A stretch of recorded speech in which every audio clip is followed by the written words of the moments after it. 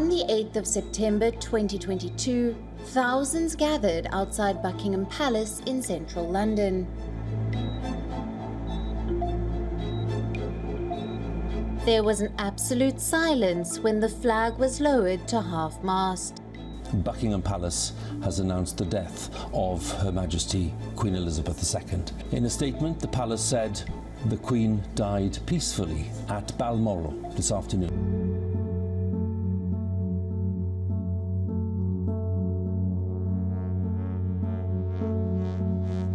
They lamented the passing of Britain's longest-serving monarch. She died peacefully at her home at Balmoral Castle in Scotland at the age of 96. Queen Elizabeth II reigned for 70 years, 7 months and 2 days. Though her reign was frequently overshadowed by scandals involving her family, the sovereign was praised for her devotion to duty.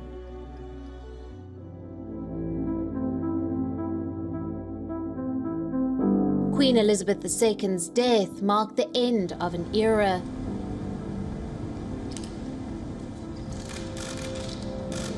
It also snapped the link between Britain's imperial past and the modern world, a world where the royal family is now struggling to stay relevant. How long will the UK monarchy last? Relevance is absolutely crucial to the monarchy. The big threat to the future of the House of Windsor is not mobs storming the gate. It's not revolution. It's becoming irrelevant. They understand that. You've got to, the Queen always used to say, we have to be seen to be believed. They have to play a part in national life.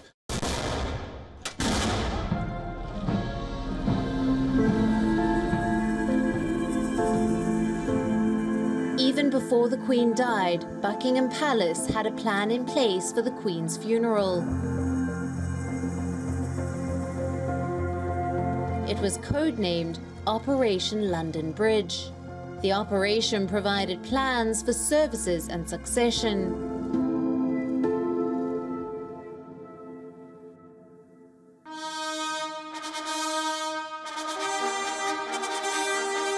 Prince Charles Philip Arthur George is now, by the death of our late sovereign of happy memory, become our only lawful and rightful liege lord.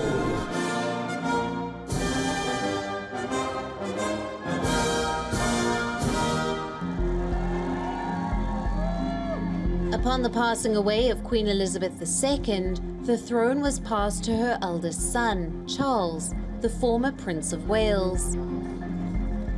It was done without any formal ceremony, as per the laws of British succession. British law specifies that the heir to the throne becomes king or queen immediately after the death of the previous monarch, so that there is no period without a reigning king or queen. The official process of ascending the throne began on the 10th of September 2022, 2 days after the death of Queen Elizabeth II. However, the coronation of King Charles was planned for the 6th of May 2023 at Westminster Abbey, 8 months after the Queen passed away.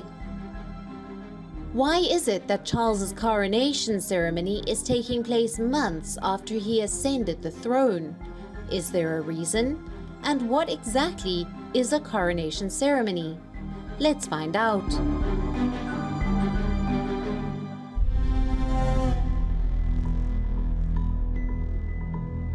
A coronation is both the symbolic religious ceremony during which a sovereign is crowned and the physical act of placing a crown on a monarch's head.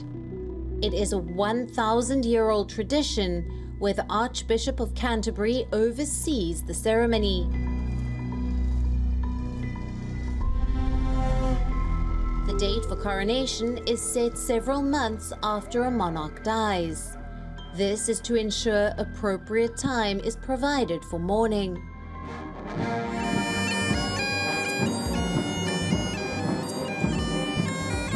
The crowning of a new monarch is meant to be a celebratory occasion, and so it would be inappropriate to hold the ceremony while mourning continues.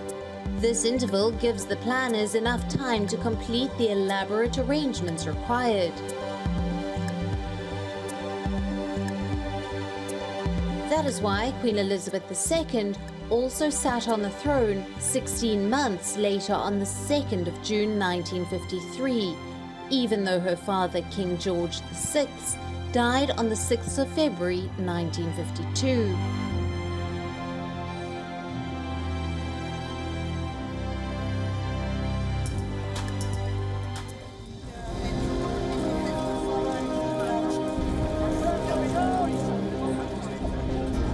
King Charles's coronation will formalize the monarch's role as the head of the Church of England and mark the transfer of titles and powers. It will be the first coronation the United Kingdom will be seeing in 70 long years. Meet Joyce Lewis. She is part of a small section of people that attended the last coronation in Britain in 1953. Back in the day, Lewis and friends camped out on the Mall, the avenue leading to Buckingham Palace, to watch the coronation procession of Queen Elizabeth II. Lewis has some vivid memories of the event. The thing I do remember was the Queen had a bouquet, I think of probably orchids, there were white flowers, on her lap. And as she went past, these flowers were just shaking very gently, showing what they were feeling, really, in a way.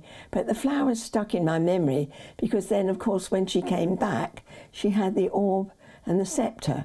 Lewis just turned 90, exactly 8 days before the coronation of King Charles.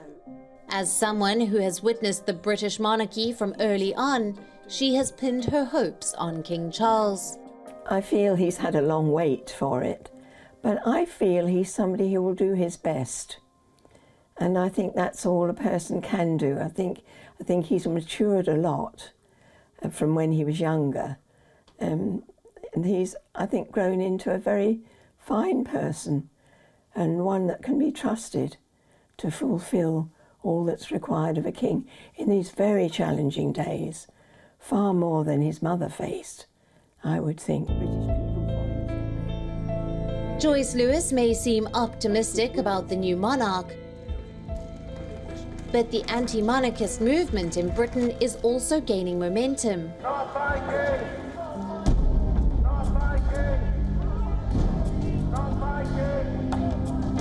These protesters have publicly challenged King Charles's accession to the throne and the institution that he heads, holding the signboards, "Not my king."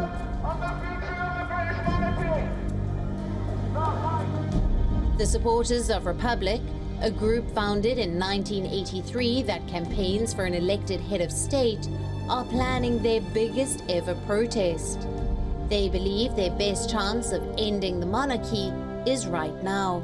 Yeah, I think the monarchy's in a lot of trouble because they've lost their star player, support is clearly going down, interest is going down, and that's a big problem for them.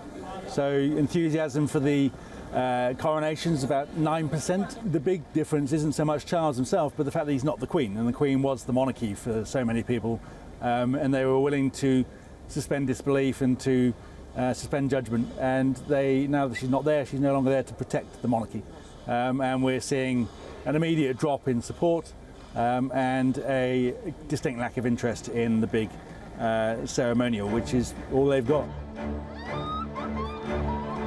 According to a survey conducted by the anti-monarchy campaign group, 35% of people were against the monarchy in 2022, as opposed to 45% of people in 2023. It clearly indicates the declining support for the royal family. In fact, King Charles's coronation has already scaled down with a shorter ceremony and 2,000 guests, while the late Queen's lavish event had more than 8,000 people.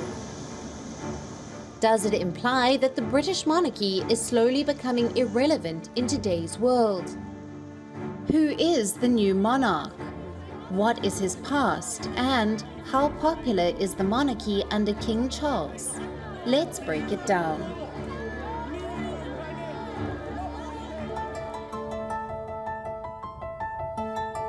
Charles was born on the 14th of November 1948 at Buckingham Palace. The firstborn son of Elizabeth and Philip, he received a 41-gun salute in Hyde Park. He was just 4 years old when his mother, Queen Elizabeth II, was crowned as Queen.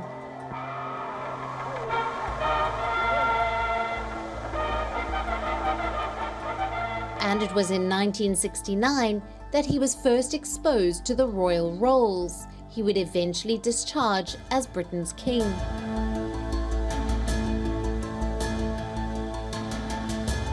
That year, at the age of 20, he was invested by the Queen as Prince of Wales at Carnarvon Castle. He served in the British Royal Air Force and Royal Navy, while also enjoying a comfortable life marked with playing polo and doing charity work.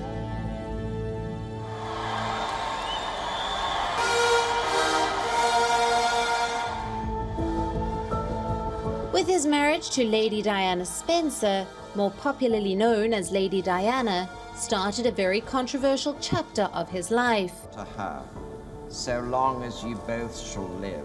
I will. In 1981, at the age of 32, he tied the knot with the 20-year-old Diana Spencer, a schoolteacher in London. They had first met in 1977, when Charles was reportedly courting Diana's sister, Sarah Spencer. Charles eventually parted ways with Sarah and went on to marry Diana. Their larger-than-life wedding took place at St. Paul's Cathedral in London, an event that was seen by a global television audience of about 750 million across 74 countries. In Britain, even a public holiday was declared to mark the cheerful occasion.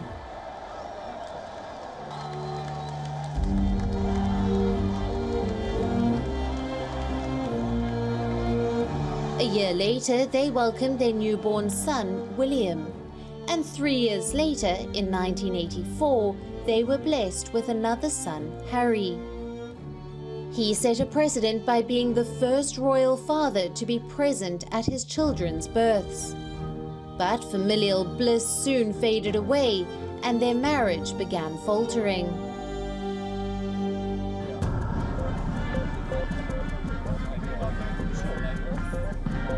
Prince Charles was allegedly involved in an affair with Camilla Parker Bowles.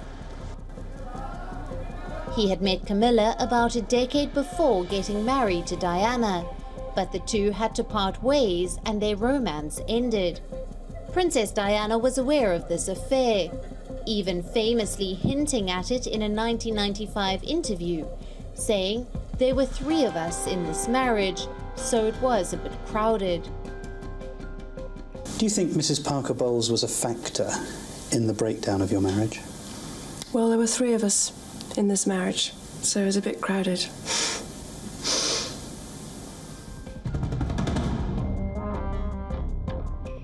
The cracks in their marriage started becoming more evident in their glum public appearances. A month later, the shocking news of their separation was announced to the British Parliament. But matters only got worse from there. In 1993, Camillagate happened. The transcript of a 1989 telephonic conversation between Prince Charles and Camilla Parker Bowles was published by the UK paper The People. The 6-minute intimate conversation sent shockwaves throughout the royal family.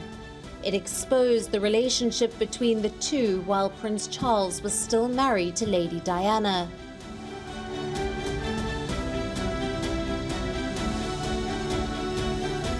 Prince Charles faced even more turbulent waters the following year. In 1994, his infamous interview with John Dimbleby came out, in which he publicly confessed to having cheated on Diana. Did you try to be faithful and honourable to your wife when you took on the vow of marriage? Yes, absolutely. And you were? Yes. Until it became irretrievably broken down. The pair ultimately divorced in 1996, but Diana's popularity continued to remain unaffected. I think it was inevitable that when Charles became king that a lot of the personal stuff would come back to haunt him. We know a huge amount about him of a very personal nature, stuff that he in no way would want us to know. And you know, I'm talking specifically about TV interviews in the 1990s and a series of recorded telephone conversations that were leaked to newspapers of a most personal nature. But what happened next shook the entire world. A year after their divorce, on the 31st of August 1997, Lady Diana was killed in a car crash in Paris.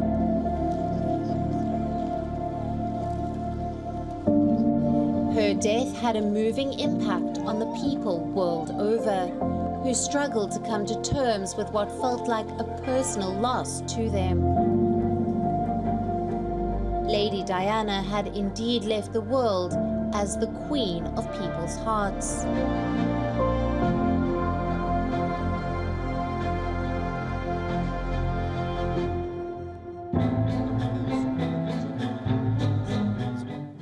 In 2005, 8 years after the death of Diana, Prince Charles finally tied the knot with Camilla Parker Bowles, who had been long blamed for his failed marriage with Diana. Interestingly, Camilla decided not to use the Princess of Wales title, which had been used by Diana. Instead, she chose the Duchess of Cornwall, styling herself on her husband's other title, the Duke of Cornwall. And in 2022, this happened. In a message marking the 70th anniversary of her reign, the Queen said she wants Camilla to be known as Queen Consort when Prince Charles becomes king. At the age of 74, King Charles succeeded Queen Elizabeth II, following a lifetime of scrutiny as Britain's longest-serving heir apparent. In the years leading to his accession, Charles has hit headlines for all the wrong reasons many times over. Here are a few of the controversies that King Charles courted over the years.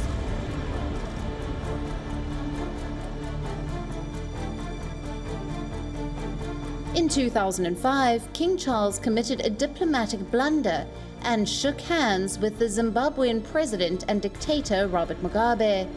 The incident took place during the funeral of Pope John Paul II and a day before his marriage to Camilla. Just to know if you have people. President Mugabe. Mugabe, at the time, was an outcast. The European Union had banned him for rigging parliamentary polls.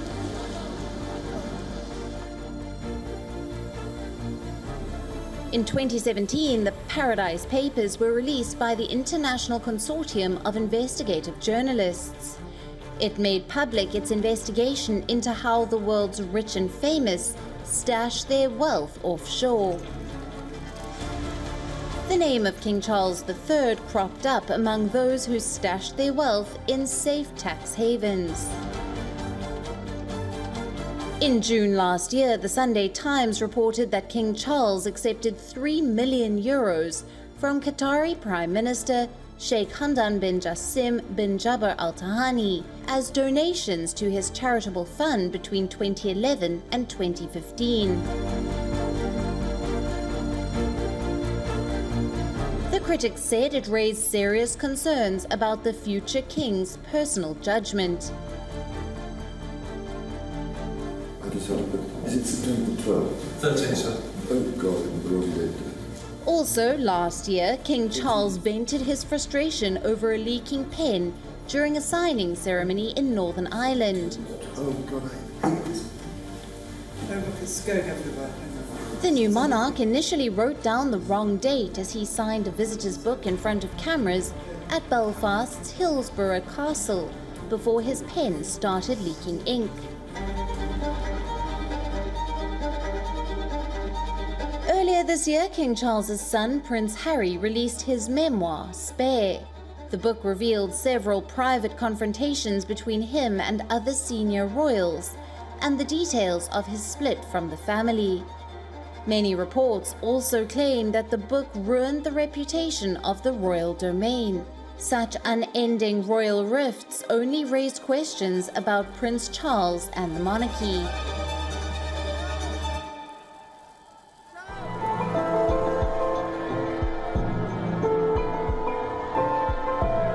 And then there's the larger question: what does the British monarchy actually do? Although the king or queen is the head of state, their powers are only ceremonial. The monarch remains politically neutral. He receives daily dispatches from the government. The Prime Minister normally meets the king on a Wednesday at Buckingham Palace. The last few years have been difficult for the Windsors. In 2021, Prince Harry and Meghan Markle's interview with American chat show host Oprah Winfrey created ripples. The royals faced allegations of racism. The explosive interview showed Harry's father, King Charles, his brother, Prince William, and his grandmother, the late Queen, in a less than flattering light. Their claims plunged the monarchy into a crisis. Critics of the monarchy also say it is outdated and a waste of money. The bulk of the royal family's expenses are covered by an annual taxpayer-funded payment known as the sovereign grant. Is the cost to the public justified, especially at a time when the United Kingdom is grappling with one of Europe's worst cost of living crises? Ultimately, the future of the monarchy depends on the support of the public. The new monarch has been preparing for the crown his entire life. Does he have it in him to become the king of people's hearts?